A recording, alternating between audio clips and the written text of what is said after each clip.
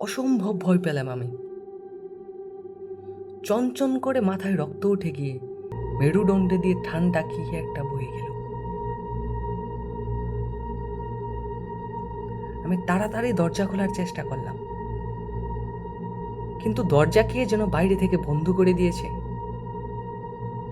তাই যতই ধাক্কা দিচ্ছি না কেন, দরজা আর খুলছে না।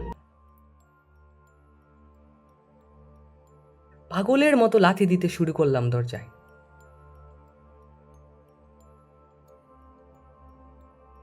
তখন হঠাৎ মনে পড়ল, দরজাটা তো ভেতর দিয়ে খোলা। ভয়ে তখন আমি ঘেমে গেছি। আমি এক টানে দরজা খুলে ফেললাম। এক দৌড় দিব, কিন্তু সামনে তাকিয়ে আমি স্তব্ধ হয়ে গেলাম।